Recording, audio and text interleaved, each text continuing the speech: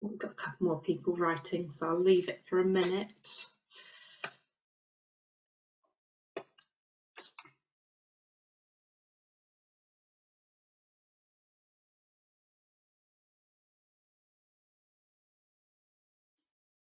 So from looking at all of our responses, you can have a read through the ones on the screen that you can see them all.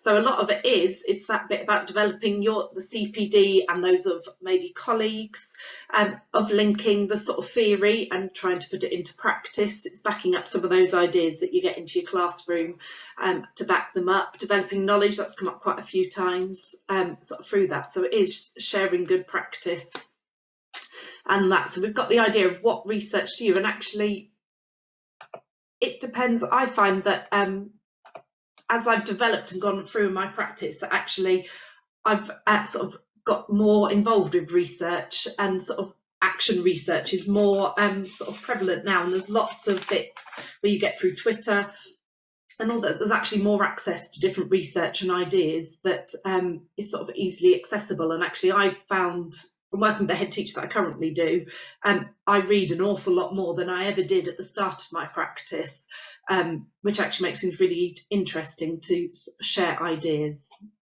So thank you for all of those. Right, in a moment we're going to set up a poll, and I want you to reflect on your practice of how you use research. On that, for the statements that I'm confident with engaging with research makes a profession better. Right, first poll set up. So fill in what you think, if that agrees to you, disagree, what do you feel? Zoe, can you see the responses as they're coming through? No. Okay, so let me make sure. There's also 2 strongly disagrees on mine, not a strongly agree, just to point that out. Oh yes, sorry, yeah, it should be strongly agree. Apologies. Let me edit that one. Oh, thank you, because I thought I typed strongly disagree by accident. So that makes sense, because I went up the spectrum and I was like, how have I done that?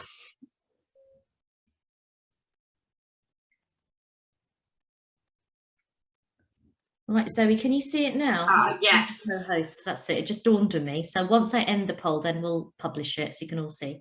Right, nearly there, I think, 90%. So a few more coming in. Okay, let's end that one. Let's have a look. Right, show results. Here we go. So that's quite interesting. We've got the majority of people, I think, in the agree and strongly agree sort of category, but interestingly, there is a couple of people that strongly disagree, which is quite interesting, of down that end. So that's quite an interesting bit, and having your different opinions about some of the discussions later will be quite powerful, of what you think or why you might disagree if research doesn't actually make the profession better. Right, we're going to the next question. So the next one, I consider education research before I make decisions.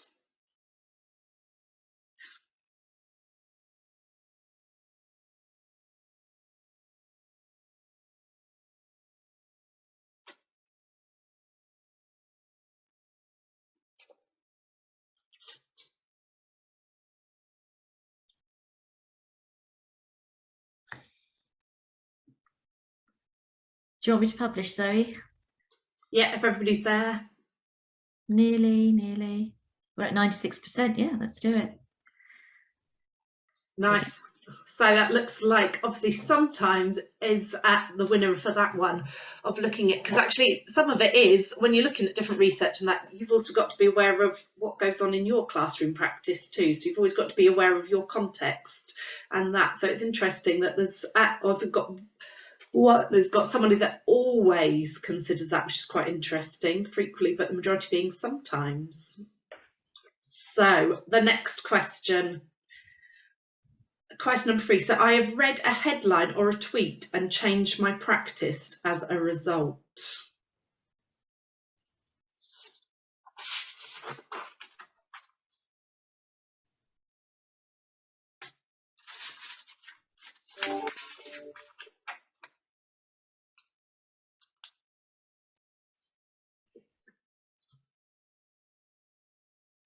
Nearly there, Zoe. We're in our 80s now. Okay.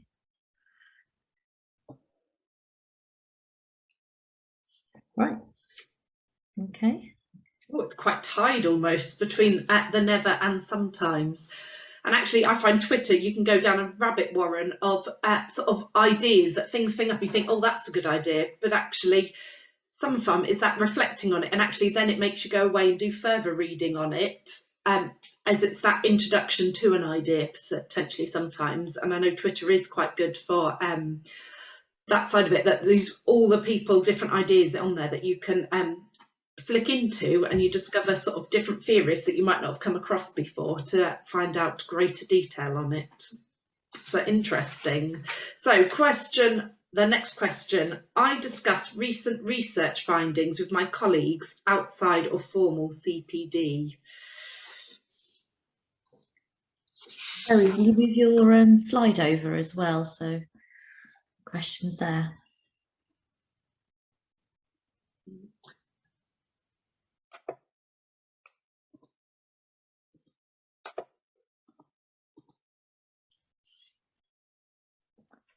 Right, okay, let's publish. There you go.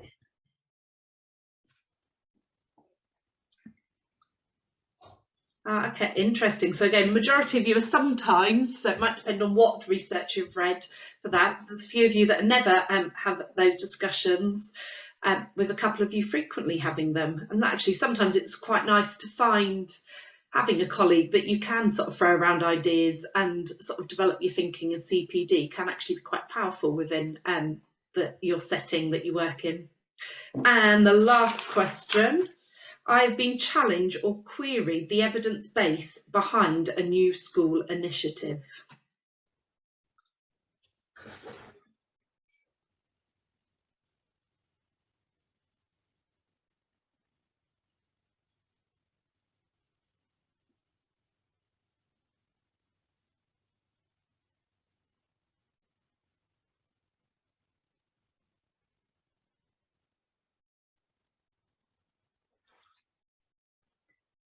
Nearly there, Zoe. A few more coming in.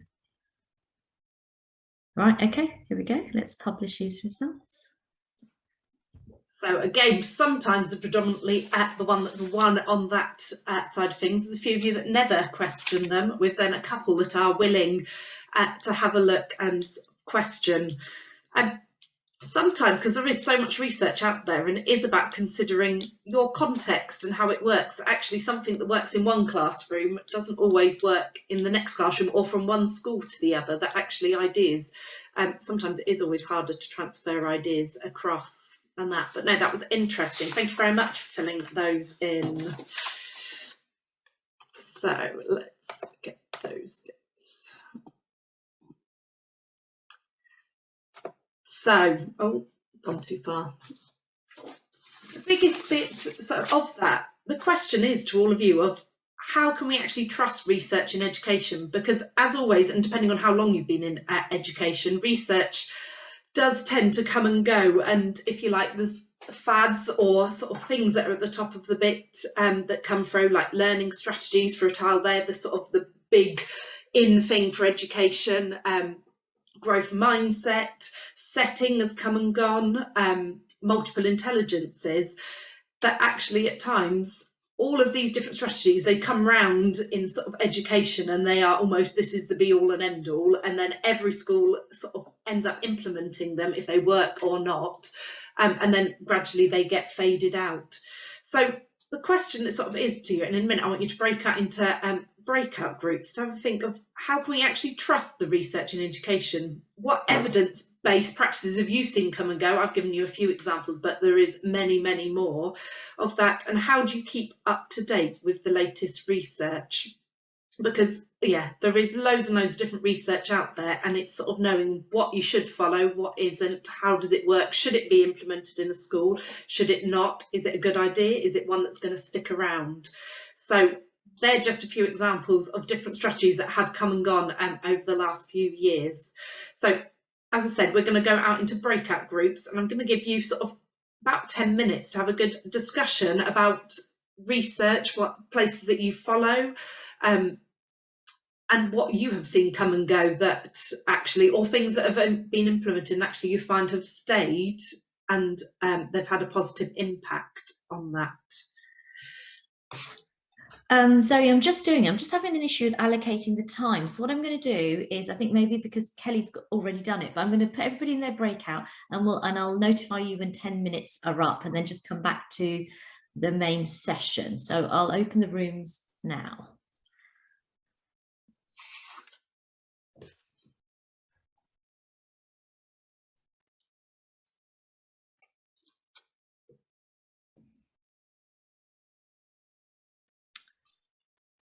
Kelly's son is unwell, so she's had to go and pick him up. So I've sort of created it with 4 in each, but I'll broadcast a message at 10 minutes, and then everyone can come back in.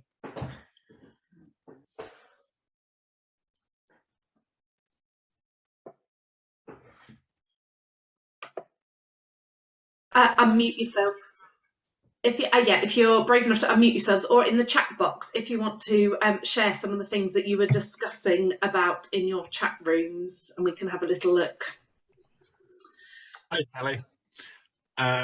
We were speaking about the EEF, the Education Endowment Foundation. That was what we sort of said that was the most important one that I would always look for if I saw something on Facebook or Twitter or in a Guardian article. I would always look to see if the EEF has done some research on it. And we also said because they use the people that are employed there are still currently teachers or have only just finished teaching. And we also spoke about the fact that it's a broad spectrum of schools from all over the country, primary and secondary, all sorts of different demographics, as well as backing up with university research. It's also very helpful. Easy to actually navigate and use, particularly like the teacher toolkit, where it has the, how much things cost for what impact they have, things like, the metacognition and sort of reading comprehension skills that actually are very low impact, very low cost and very high effect in terms of moving students' learning forward. Yeah, no, definitely the EEF is really powerful, the research that's in there. And like you've said, it's from the, Alex, the demographic of schools. It's not just a few sort of select schools, it is actually quite a wide sort of breadth that they get their research from. So thank you for sharing. It sounds like you had a really useful discussion in your group. Anybody else want to shout anything else? If not, we'll have a look at the chat box. Or if anybody else wants any. I'll happily say something in the world. So in my room, we were talking similarly about that. But sometimes it's time. Sometimes there's time to actually get involved in that research and look at what you're doing. These jobs are very, very busy jobs. They're quite practical and busy jobs. So actually the time to actually read the research and see what's happening can be challenging. We also, there seems to be quite a lot of, it seems to be quite cyclical as well. There are things that we can remember 20 years ago coming into education are kind of coming back in now, having been invested. We talked about actually whether or not research had always been given time to embed to be able to measure the impact in school before we jumped on something else. And again, we mentioned the EEF just like there. We also reflected that actually sometimes some of the things that have happened, for example, one of the things that was brought up was marking. And actually the idea of how you mark your work for your children has changed really significantly in the last sort of 20 or 30 years. And actually that's quite a hard thing. Quite a lot of the time research in education is actually asking us to reflect on ourselves as practitioners and maybe change how we're doing things. And there aren't a lot of professions where in actual fact it's about you changing to make things better. It's quite often in teaching we say it's about you need to change to get it right for your children, and that can be quite challenging. And I was saying, many years ago when I had a class, I'm with the Shirley Clark, closing the gap prompts and all those things, and I find it quite hard to mentor someone how to mark under our current marking scheme, because that's not how I've lived and breathed it. No, interesting. So it sounds like you had a really beneficial chat as well. And time is a really important thing that actually different schools sort of have sort of different priorities in their sort of journey that they're on. And actually it is about sort of engaging in research. And I personally, it took me quite a while to sort of actually become interested in and wanting to read more and find out more linked to the CPD that we're delivering in school, that actually that's something that's sort of I've learnt to do almost, and make time as part of the sort of days and some of that bit, and as part of even this programme as sort of mentors, you're sort of giving some of the research as well that's can be useful to have. Thank you. Anybody else want to add anything, or we'll go to the chat box? Zoe, I was just thinking, just as Kathy was talking about the research, like sources for research have changed over the years. Because at the moment, just as an example, I'm looking into the whole cursive, pre-cursive handwriting versus not, because obviously there's been a shift away from cursive generally now. I've been looking for actual concrete research and evidence on it, and all I can find are blogs and things like that, rather than actual proper research on it, if that makes sense. And I think sometimes you kind of read these things and the validity of them is quite questionable at the moment. Not that there's no validity in someone's opinion, but yeah, it's going back to that proper research base for what we're doing, really, isn't it? And we were also talking about some of the things that come and go are actually not research based at all. They're driven by political agenda. So like when Labour published the NLS, and then that was done away with. And it just makes it quite tiring keeping on top of things, or the fact that sometimes things aren't got rid of because of research, like BLP. I don't know if anyone still does BLP, but that was a big thing in Bracknell that seems to have just kind of dropped off the agenda. I don't think it was dropped off because it was decided it wasn't effective. I think there were just too many initiatives at the time and everyone just kind of forgot about it, but could be wrong. And that's the thing, at times you go through, well, there is so many different initiatives that you then have to pick out which ones actually, and as a school, you then decide on the ones that you want to follow or the sort of direction your school's moving in. And definitely there is more evidence-based practice, but it isn't comprehensive. It doesn't cover every area of teaching practice. So you do have to be careful, sort of the rabbit holes that you fall down, especially when you start off on Twitter and you get an idea and you start researching different people. So it is difficult of just understanding that difference between if it is actually embedded in research or if it's sort of someone's idea, theory, what they've suggested because it's worked in their school, of actually how it might then transfer into yours and that sort of thing. That's really useful points, Laura, thank you. So in the chat box we've got a few ideas if anybody's had a look at. Looking at active learning, nurture-based evidence. Yep. That's quite an SEN sixth form teacher and your experience similar to that. So actually everybody almost in that same boat of the sort of research and experience. That's really nice to share. Changes in the curriculum. Yeah. The costings of new research, time and cost to gain the training and then to share it with the rest of the school. That is sometimes it's that issue of it's focusing on your school's priorities of looking at what you want to do. But actually all of those things, I know when we had the training for this sort of session, that actually the discussion that some of us were having, that in a sense, all of these different types of like learning styles, if you like, of the growth mindset or that, there's still elements of them that sort of stay in practice, that actually through all your different initiatives, even though some of them fall off, you might have good ideas that actually do continue as elements of it or part of it, like the visual learning, that even though it might not be a big part when you're planning lessons, you make sure you've got that. It's still part of the practice that actually you probably automatically do it, that you've given different examples of sort of when you're planning your lessons and through it. And like I know settings, there's lots of research that actually setting doesn't have that sort of positive impact for all sort of pupils. Your high retainers tend to fly with it, but actually your low retainers sometimes get put sort of capped, if you like, their learning style. But yet it's still secondary schools, that is generally the bit you're setting and it's streaming and that's how it sort of still runs. So that's times, even though research, sometimes things get disproved, that actually it's still in everyday practice of some schools and that side of things. So that's always interesting to sort of think about as well. But the general bit is, as sort of more research comes to light, that you end up almost pulling elements of different bits to make it right and work what's in your school setting and environment. Oh, let's have a look. So as we said, Education Endowment Foundation, it's looking at different, and again, over the years, different sort of companies or groups, if sort of it's the research that, and I know the EEF, as we talked about, is quite a powerful, and it's quite easy how they've sort of presented the information. That I know I tend to, when I'm reading different people's ideas and theories and that bit, it tends to link back to the EEF to find out actually what, you know, how that links to some of their research and the impact that might have on the children and that bit. And I think it's also having that impact for the sort of ECTs. They're getting lots and lots of information at the moment through the readings, through the sort of ECT programme. It might be through your own CPD, and that your programme through this gives you some up-to-date reading and things that might be useful in that. So it's that bit of trying to make sure that they don't get bogged down thinking, well, I need to do this, I've got to do this, I've got to get this. So it's them sort of taking stock of what they're reading and sort of using it to inform their practice, and not feeling necessarily overloaded that they've got to introduce all these different strategies, that it actually does have to be linked to sort of what your school's direction is, and yeah, what the vision and where you're going. Right, I've got a video for you to watch, so hopefully if I stop sharing on there, and let's see if this will work and that you can hear it on my screen. Has that pinged up? Can we see it?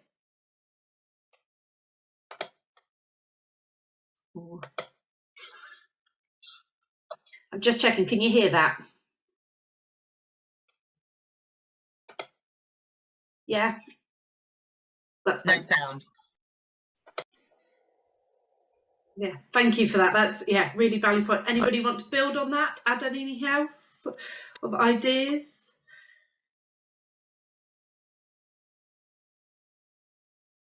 Got a comment on the chat box that says, I agree that everything works somewhere, not everything works everywhere. And I think that's the most important thing to take of. You know your children, you know the school that you're in, and actually one package picking it up and dropped into another place isn't always going to have the same effects as the school down the road or the school across in the next town over or anything else like that. So it is always really important to have that context in mind a little bit. And I think the words that sort of at the very end of that, research informed and research engaged, were actually quite, it's finding that balance between the two, that you're sort of doing the reading and keeping up to date with sort of current practice, but it's not just running and going, yeah, that's what I'm going to do, and wholeheartedly go into that and then realise actually there isn't always the sort of the research or the backing behind it.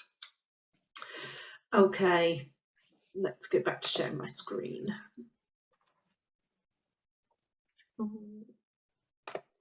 That one.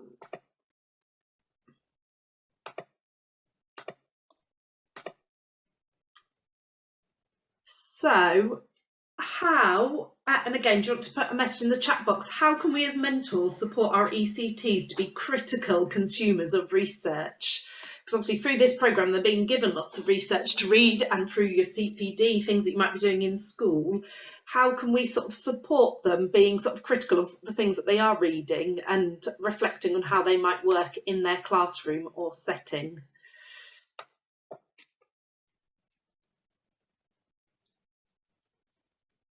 Do you want to put a message in the box, or if anyone's brave enough to shout out again?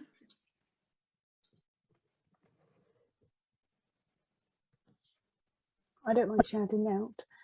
I mean, we've already sort of said it a bit, but like getting them to think about it and then think about it in the context of their class and thinking what's applicable to them. I mean, their most recent unit, 3.5, it asked them to talk to them about various different things and ask them to think what they wanted to implement and changes they wanted to make. So it's not just, don't try and do it all.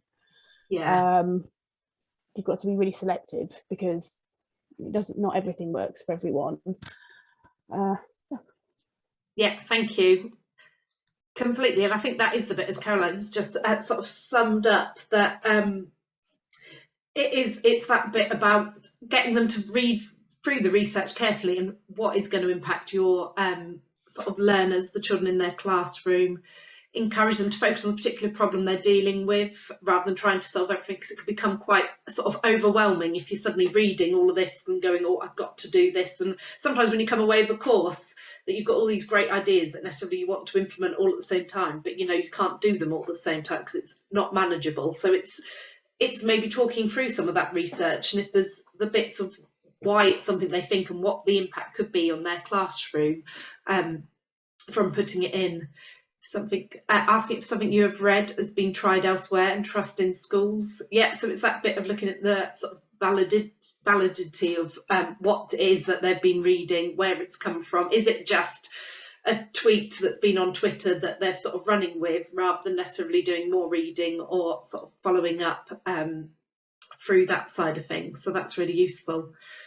So I've talked about it a little bit. So the head teacher that I work for actually does a lot of reading. She reads an awful lot, and through a broad range of different people, different places, and that everything sort of we've implemented in our school has always been something that's had research base, and it's sort of proven to have a success, and we know that it's right for our children.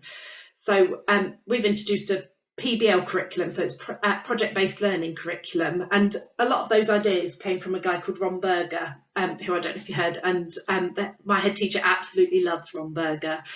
But the interesting bit is in his books and his ideas and his practice and his theories, that actually when you're taking the good out, you're looking at it, most of his sort of ideas were then linked to the EEF research, and that we've then pulled out and combined sort of that reading, done more reading sort of around those bits, so that everything we implement, and my head has a phrase that anything we implement has to be useful or beautiful. So anything we do has to be useful or beautiful, and if it doesn't meet those two criteria, which comes from Ron Berger, why are we doing it? And it's that questioning, and again, my head's sort of very against setting. We don't set at sort of all. And our year 6 teachers came and said, oh, we're having problems because of the gaps. Can we sort of set like this? And yet we could see the benefits of that. But actually, we knew down in sort of our hearts and what our practice and our vision for our school was, that actually we don't set and we don't want to set. And that actually the teachers then went and found a different way of sort of working that sort of problem that they had out, because the research showed that it isn't going to have the impact that necessarily they want. It might have been the easier option, but it's not necessarily going to have the impact that they want. And one of the big things that we've from our PBL, so our project-based curriculum, everything's linked together through a driving question that but it's looking at some of the theories. So we do a lot of critique and feedback, which I don't know if you've ever watched, which comes from Ron Berger, of Austin's Butterfly. It's on YouTube, and it's quite a powerful tool of getting children to sort of feedback and look at their work and that side of things. It's definitely, if you haven't watched it, it's definitely worth a watch, because it's quite a powerful and quite inspiring video of using sort of critique and feedback in different ways. And a lot of the ideas from Ron Berger comes in through the metacognition research in the EEF. So we split last year our teachers into 4 groups linked to areas of the research from the metacognition. So we had an oracy group, a critique and feedback group, a grapple, so it's starting with a challenge, and modelling, which all came from that research and links to the work that we've already started in school, linked to the Ron Berger. And actually we found that by splitting, so the teachers could choose the area they were most interested in, their CPD, and actually as these groups evolved through the year, we found that teachers, because they were interested in that area, actually did their own reading and their own research. When they came together as groups, there was some really strong pedagogical discussions that were actually quite inspiring, that they were then sort of motivated to read and look at that, and that stemmed from something from the EEF research. So it was based in that, of making it look at how it will then impact our children in our school. And I think that's always something else we've implemented, and I know as part of this programme, the use of IRIS, because actually there's a lot of research that links to using the IRIS technology and recording yourself teaching, that's going to be more powerful of you reflecting on what you can see in there, rather than somebody going, you talk too much or your introduction was too slow.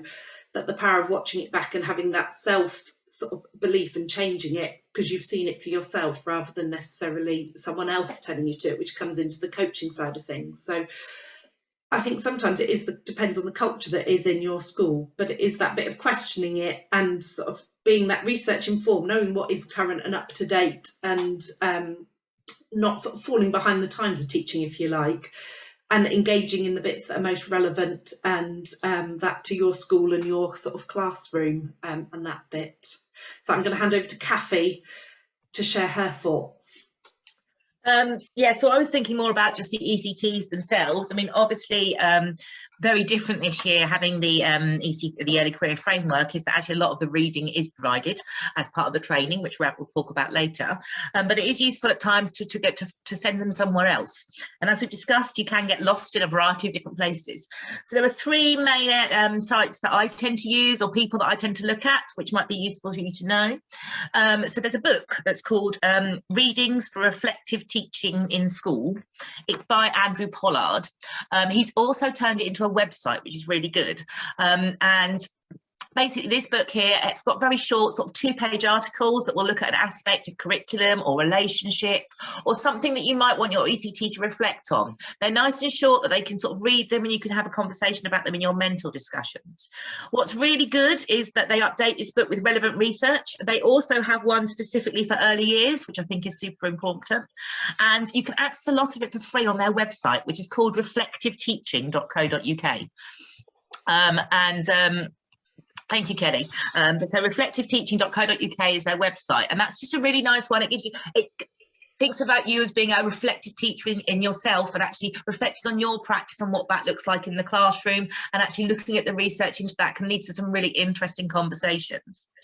A couple of other places I would direct you to would be Mary Myatt. Mary Myatt, as you probably have heard of, is a fantastic educational speaker. She has an awful lot on her, she has a marymyatt.com website with hundreds of free webinars and papers about curriculum and learning and what that would look like. So much is relevant for now as well. And someone else I really like to look at is I like Tom Sherrington. He has a website called teacherhead.com, and they actually, on that website, I'll actually put the link for it here. One of the things he has is he actually has a teaching and learning research summaries, a collection for easy access. And that's so helpful. I mean, I was able to direct some of my ECTs there. They had sort of visuals for the cognitive load work they were doing. They had the other research aspects in there as well. So those are just three sort of sites I can recommend. Will give your ECTs something to focus on. Nothing more, they're all summaries as well, which is quite good. So they're not going to get lost in several hours of learning, several hours of research, and actually summaries, but it will link to what they are researching and doing at the moment. So those are just sort of three sites that I've used and I found quite successful, and I hope they're helpful to you too. Thanks, Zoe. Thank you, Kathy. And so you've more or less summed up where I was coming from. So in terms of the platform reading, we know that the platform reading is part of the programme, and I suppose it's where you go to, and the idea behind the platform reading is it's a one-stop shop for you to do the reading that is relevant to the early career framework, which the DFE have created with those pieces of reading in mind.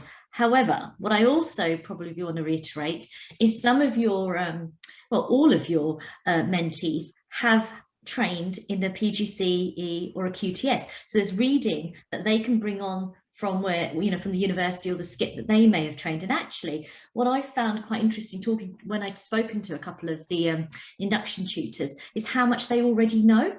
They potentially will be more up to date and current, and I'll put my hand up than possibly I am, because they are in they're learning at the moment. So actually a bit of that sort of throwing the emphasis over to them, say, right, talk me through some of the reading that you were engaging in or have engaged in during your PGCE/QTS year, and having a look at what they've got, and hopefully what the platform is doing is giving you some pointers and direction if that's not the case. I reiterate what Kathy said about Mary Myatt. I subscribe to her, and she sends me 3 words of wisdom. Is it weekly? I was going to say weekly, and more or less that, or the podcasts are there and the link is there as well. The EEF, we know, is the golden thread organisation that the DFE are using, and I can see many of you are either on an MPQ, are obviously doing the early career framework, or supporting a trainee, and you'll notice this lots of EEF research seems to be very much threaded through everything that's going on. And I think the bottom line is use what you think is relevant and most poignant for your trainee at the time, your mentee at the time that they're in. I would say let them choose as well. I think there's lots of signposting here, but actually give them the ownership of the reading and the reading and the materials, because of course the idea is then that's something that becomes habitual, doesn't it? And as they progress in their career, it's something they do innately. Okay, thank you everyone. Right, over to you, Kelly. Right, so I'm just going to repost it. I did pop in the chat the link for session 2, which we'll be going to after the break. So if anybody wants to do dealing with challenge with Zoe, what you'll have to do is join a separate session, which I'm just posting here again, and then rejoin the meeting after lunch, I believe. That's right, isn't it, Rav? Yes. Sorry, Zoe, I just realised I cut you short. I didn't know if there was anything more beyond that discussion.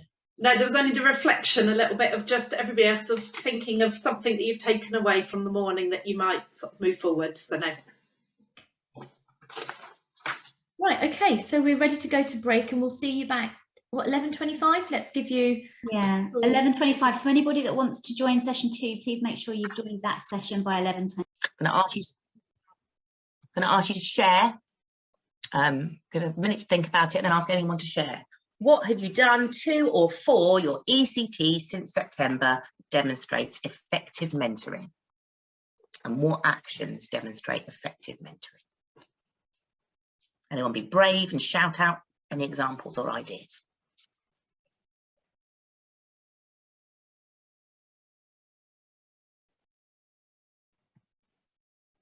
Or type it in the chat.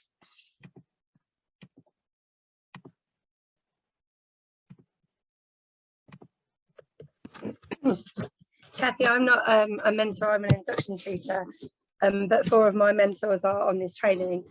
And I just think that all 4 of them are really good at checking in with those ECTs informally as well as in the structured meetings.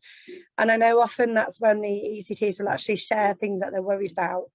And so I do think all 4 of them do a great job of that, and that makes them really approachable to ECTs as well. Brilliant, thank you.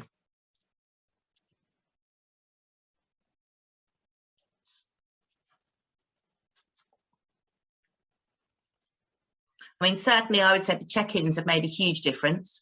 Just to pop in the morning to see how things are going, or if you know someone had an upset child at the end of the day before and how's that been resolved, following things through. As you said, it seems to be those incidental moments when they're actually sharing with you a more immediate worry. ECT meetings tend to be more focused on, oh, what have I got to learn? I must make sure I've completed my learning in place. Can anyone think of any actions or something specific they've done, or maybe a challenge that one of their ECTs had that you were able to move them forward?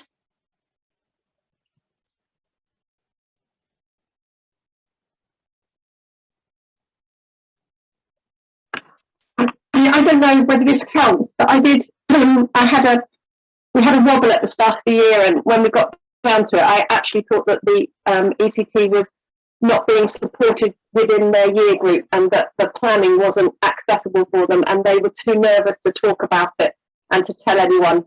So I did go around the houses to the SLT and the year lead and say, look, and just sort of became their courage for them for a bit. But I don't know whether that really counts, because that's interfering. But No, but that's exactly that is exactly is. I mean, I've got a very similar situation at the moment. I've got a very experienced teacher working in a year group with an ECT, who she's working in a year group that's out of her comfort zone, and as a result she's holding a lot of tension and a lot of stress, and her expectations of what the planning should look like from the ECT and how the planning is working, there is a mass amount that's being lost in translation. And actually what I am at the moment doing is very much trying to bridge the translation gap by meeting with them individually, having conversations with them individually, and then trying to work with them individually so that when I bring them together, we've bridged that communication gap. And it does make that difference, because it is that they don't want to say, you know, it's not someone else is doing something wrong, but actually they need a bit more support in that. So I would say that.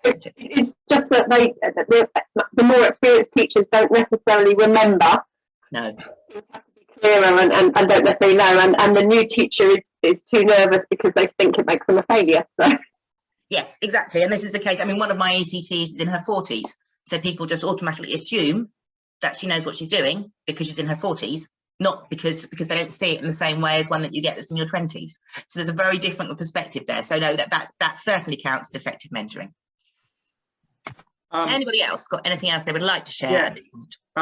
My ECT got a first parent complaint about something, And it was just translating exactly what that actually meant in terms of what was going on at home in relation to what the email actually said, because behind 99% of the emails that are sent in, there's always another reason that's to do with being at home. And within a week, it became quite clear that our translation of that was correct. And that made her feel a lot better about what she was doing in school, because actually it had a lot to do with what was going on at home, which is, you know, as a leader yourself, you know that most of the time there's something at home that is causing the person to complain about something in school. And therefore, she felt a lot better about that. But we also talked through how that this is going to happen, you know, once or twice a year, probably on average, to most class teachers. And that you just need to speak to someone about it, check one that you haven't done anything wrong in the first place, but also make sure that someone is decoding exactly what the parent is getting at, so that it doesn't eat them up for day after day after day, because you could see it was getting her down. But it was just trying to explain to her that this is something that happens on a regular basis in teaching, that someone's going to say something about something that you've done, but normally there is an alternative reason behind that. In relation to that particular child and everything. It's just having the confidence to talk either to someone that's been at the school for a while and knows the family, or to talk to some, you know, just a slightly more experienced teacher that can then decode it, because they were bemused at what they had done wrong. And in this case, they hadn't really done anything wrong. It was just the fact that there were other things going on. And I think that's one of the things that teachers find really difficult when they first start, is, you know, that direct criticism from a parent that hasn't been there in that situation, and they're taking a child's word for something. And if the children could remember everything, we'd all get 100% in everything that we do. So it's interesting how the child can suddenly remember 100% of the thing when they go home to their parents. Yeah, no, and I completely agree. And you're very much right. It is that when a parent comes to speak to you about a problem or something, I think as a new teacher, it's very much, what have I done wrong? I've done something wrong. It's me, I've got this wrong. And actually, as the years go on, you recognise that there's much more to that. But yeah, a great example, thank you. Anyone thought or anything else while we were listening to that? It was just something really small, to be honest, but I just always make sure that in our weekly sessions, I just include a time to talk about what's actually gone well that week. Because so often, because so often the ECTs have just got so many things in their mind that they feel haven't gone well. So we always just have that chat about, you know, what has gone well. And it's amazing, they usually come up with 2, 3, 4 things that, you know, so it starts our meetings just on a positive note. And that's yeah, I completely agree. And that's the same in terms of if I'm observing a lesson, I would write in the feedback, I would write the strengths in the feedback. I would never write the areas for development. I would have those, and as part of my feedback, we would have that conversation, and then we would decide on those together. But actually those strengths are there, so you're seeing that, not you've got a whole page of things you could improve on as well. And it feels very much that it's negotiated. So yeah, very well done. Okay. So actions to demonstrate effective mentoring, okay? Asking their opinion, sharing something of yourself or your own experiences, being on time to meetings and communicating if something changes, finding a connection with them about something non-school related. You know, and it is remembering things, remembering names of people at home, remembering names of pets. Bring them something to the meeting, acknowledge and celebrate successes and little wins, which is Connie, what just Connie's mentioned there. Being that listening ear, those little check-ins that we talked about. Is there anything else that we can think of that's not on this list? Anything else that springs to mind? I mean, I wrote my 4 ECTs a Christmas card. It was a congratulations, you survived your first term, well done. A little thing for Christmas, just a few words, telling them how proud I was of them. And those little things do make a difference. You know, when you get them from the children yourselves, it really does make a difference there. And is that right? We're going to think now about how we can improve connections with our ECT, and we're going to think about it using the GROW coaching model. I don't know how many of you are familiar with GROW, but I quite like it. It's quite a nice, simple one. And as Ian was talking this morning, the mentoring coaching relationship can be quite, it's not difficult, but I find coaching as a true coach in its own right quite difficult, particularly at this point in the year. I'm much more mentor at the beginning of the year and then moving into that coaching process as the year goes on. And at the moment, some of our ECTs do need answers. I quite like the GROW model because it structures it really, really clearly for what you're looking for. It's what do you want to achieve? What does it currently look like? What could we do to make a difference, and how will we do it, and by then? It's a really nice model. It's also one of those models, if you're someone that does find that you're giving too many answers during coaching, or you're offering too many opinions, this is quite a nice one with the structured questions to prevent you from doing that and let them to talk. So we're going to look at 2 scenarios where connections are in need of improvement. I'd like us to use the GROW model to discuss what could be done about the situation and establish some options for a positive resolution. Okay, and don't forget, obviously, that it's important when we get to reality to consider both perspectives. So what is the current situation? What have they tried, or how do they feel? If it's an issue in the classroom, it could be about the behaviour of the children versus the teaching. So the example that we were just given there about what was happening with the child at home versus what was occurring with the behaviour in school. And we're going to go into a breakout rooms to do this, and you're going to need to nominate someone to feed back from each group. Okay, so let's have a quick look at these 2 scenarios. If anyone is techie minded, you might want to do a screenshot to share in your breakout room, but hopefully you've got them on your slides, so you should be able to see them when you are in breakout rooms. How many rooms would you like? It said we were going to have the same amount as we had in the first session.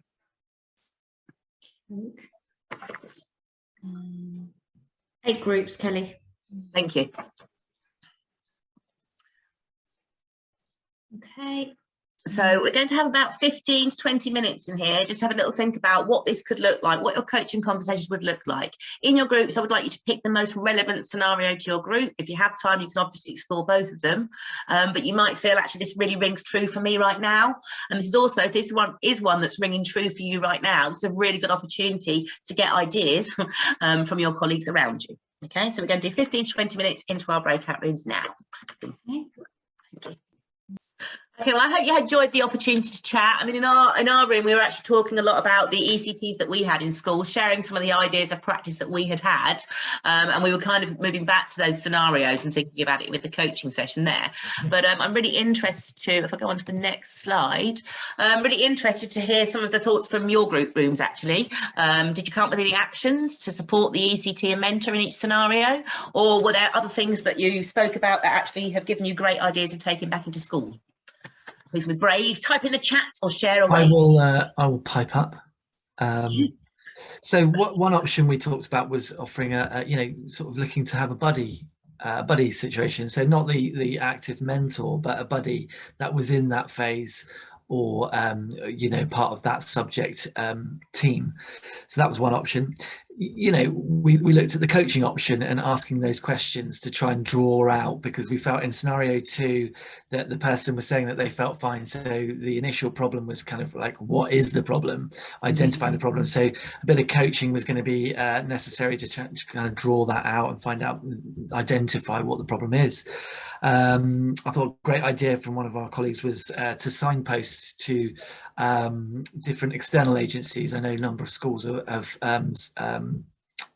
paid into mental health and wellbeing support, because the problem might not necessarily be school-based. It could be mental health in relation to their home life or outside the school. So offering support on those fronts.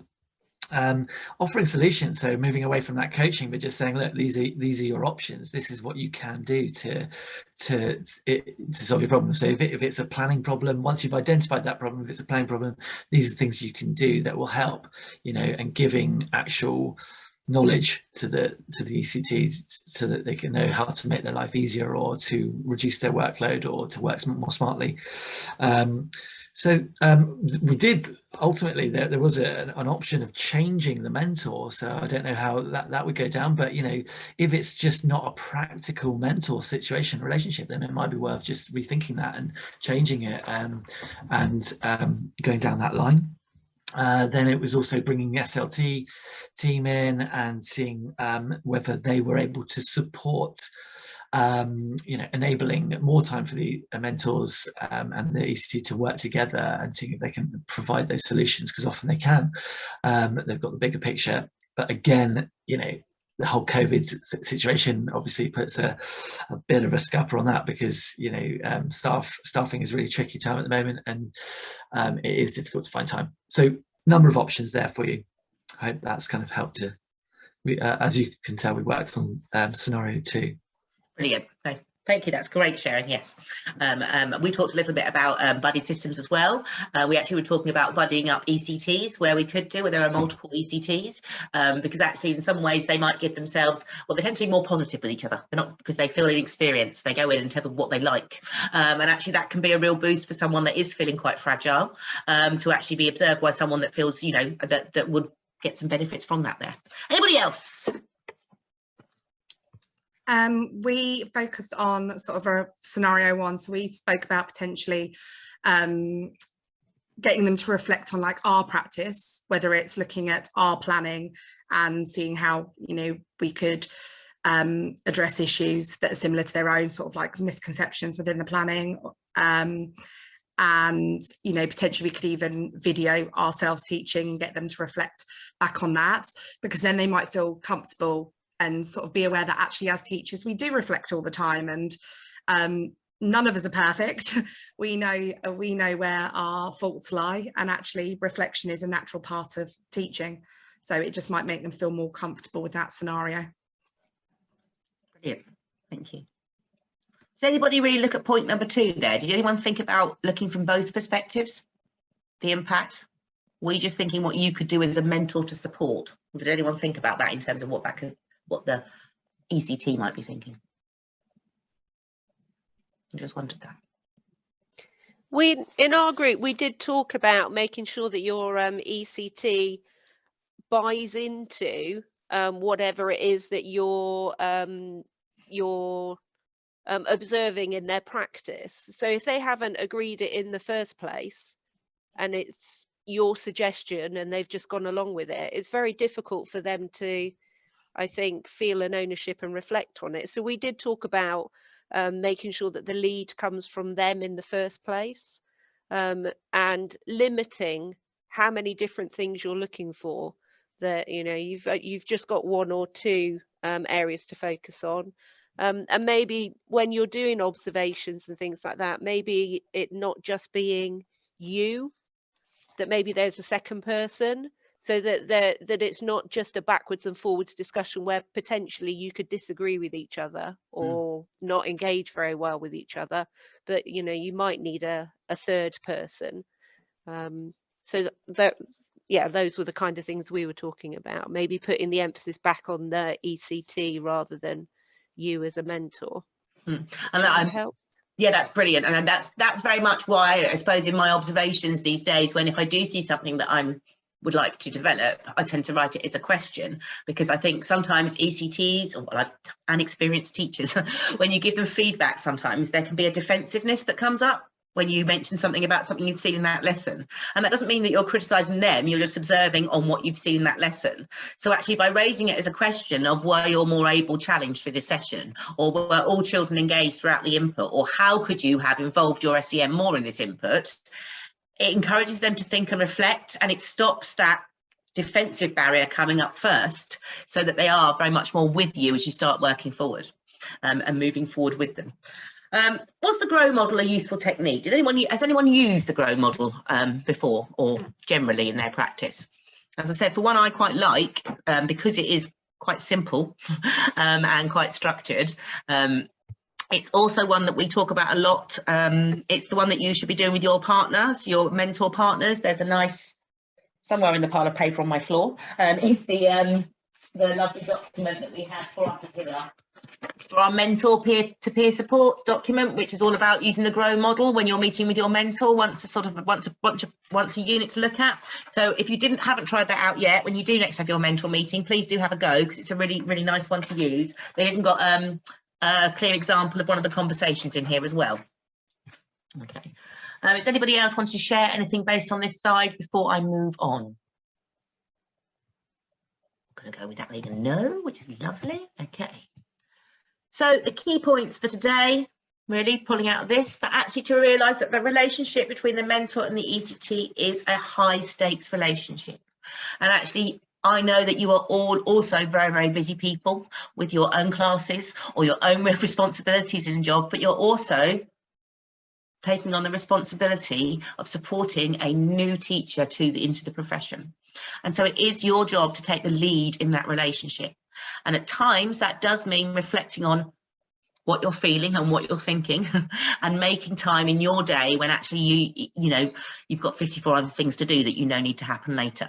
I am a smoker, and I will take myself out to my car and have a very quick look and get myself into what I call my mental head meeting, where I will leave behind the fact that I've got 20 staff out tomorrow and everything isn't working for me, so that when I go into my mental meeting, I'm focused on my ECT. Any relationship is two-sided, and it's important to see things through both lenses. I do encourage you all to go back to school and reflect with your ECT and say, actually, as a mentor, how am I doing? Is there something else you'd like me to do? Is there anything other way that we could be supporting you that we haven't thought about yet? And really think about concrete and clear actions, supporting those positive perceptions, using that grow model, making it really tight and clear as to what they're working towards. And so for us now, we just really want to have a little bit of a reflection. So your personal reflection for you now is, as a result of this session, what are you going to do to enable you to further develop your connection with your ECT? Please take a minute now.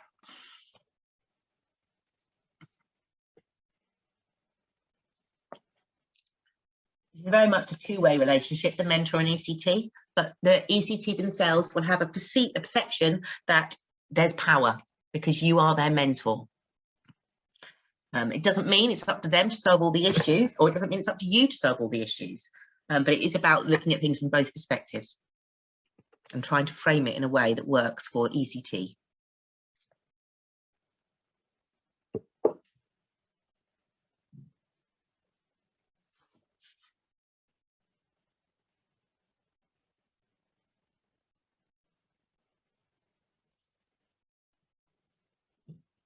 Has anyone got a reflection they would like to share? You don't have to, it could be very personal to your context.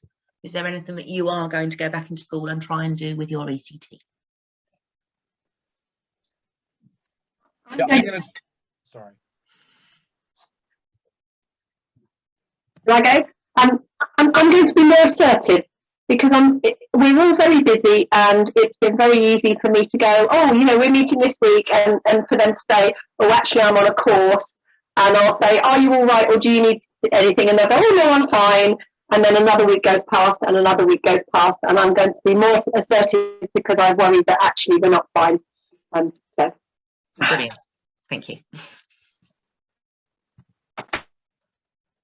I'm going to try and have more informal conversations outside of the weekly mentor meeting slot, because my ECT isn't in my year group. So just trying to have more sort of 2, 3, 4 minute conversations in the hall or in a classroom in the morning, whatever it might be, just to develop that relationship a little bit further. Brilliant. Fantastic.